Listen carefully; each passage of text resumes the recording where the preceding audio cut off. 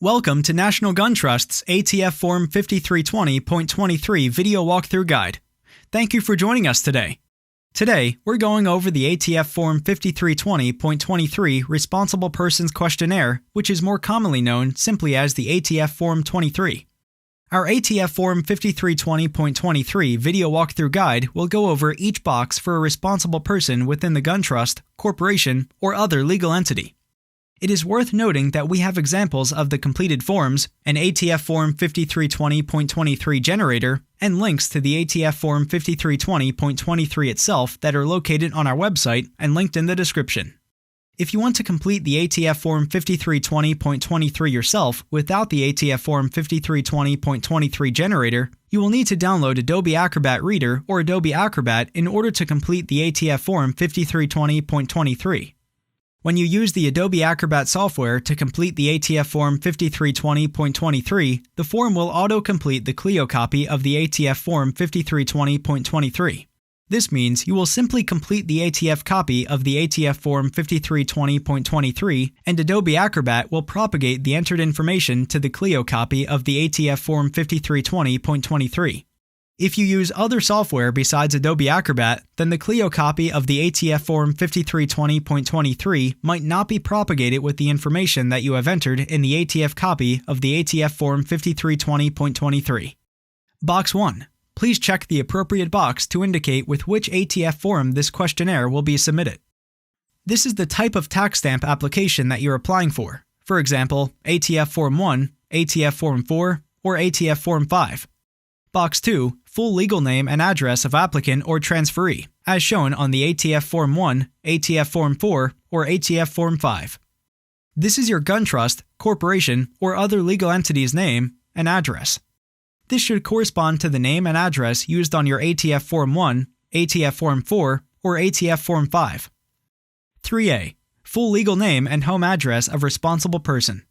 This is your name and address as the responsible person or the name and address of other responsible persons within your gun trust, corporation, or other legal entity. 3B. Telephone, area code, and number. This is the phone number of the responsible person, including the area code. 3C. Email address. This is the email address of the responsible person. 3D. Other names used, including alias and maiden name. This is any aliases that the responsible person uses or maiden name if applicable. 3E. Photograph. The responsible person shall attach, in item 3E on the ATF copy of the form only, a 2-inch by 2-inch frontal view photograph taken within 1 year prior to the date of the filing of the form. Item 3E is obscured on the Clio copy and not needed. Don't staple the photo to the application. Use tape to affix the photo to the application. This completes the applicant and responsible person name and address section. The next section should match your ATF Form 1, ATF Form 4, or ATF Form 5 application. 4A. Type of firearm. This is where you indicate the type of NFA firearm you're trying to get a tax stamp for. Options include silencer, short-barreled rifle, short-barreled shotgun, machine gun, any other weapon, AOW, or destructive device. 4B. Name and address of maker, manufacturer, and/or importer of firearm. The manufacturer's name and address go here. This can be found by looking at the information that is engraved on the NFA firearm itself. If you're making your own silencer or your own NFA firearm that doesn't have any current engravings, then you will use the name of your gun trust, corporation, or other legal entity's name and address here. 4C. Firearm model. This is the model name of the NFA firearm. 4D. Caliber and gauge. This is the caliber or gauge of the NFA firearm. 5.56 mm or .223 cal is acceptable. Slang terms like .338 Lapua or 300 Blackout are not acceptable here. In the event that you are registering a machine gun SEER, use NA here. 4E. Serial number. This is the serial number that is engraved on the NFA firearm. This completes the description of firearm section. Boxes 5 through 6B, Social Security number, date of birth, ethnicity, and race. These boxes will be completed with the information from the responsible person. Please note, the Social Security number is not required. However, this information assists with the efficient completion of the NICS background check. Please be aware that refusal to provide this information may result in a delay in the NICS background check process.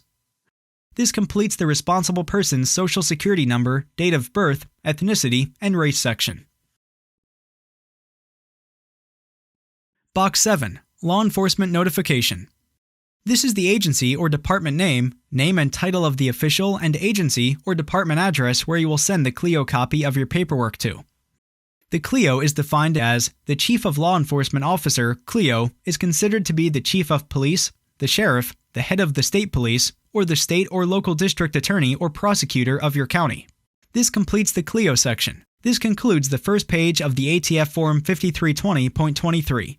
We're now moving to page 2 of the ATF Form 5320.23.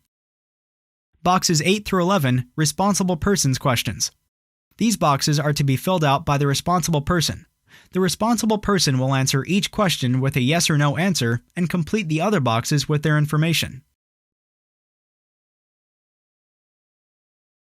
Certification box. This is the signature of the transferee and the date that the transferee signs the ATF Form 5320.23. If purchasing with a gun trust, you will write the name of the responsible person and trustee after that. For example, Mike Smith, trustee. This completes the responsible persons question section. This concludes the second page of the ATF Form 5320.23. This completes the ATF Form 5320.23 video walkthrough guide. Thank you for joining us today. If you have any further questions, you can email us your question using the link in the video description, reach out to us on Reddit using our account u/National Gun Trusts, or by simply leaving a comment below.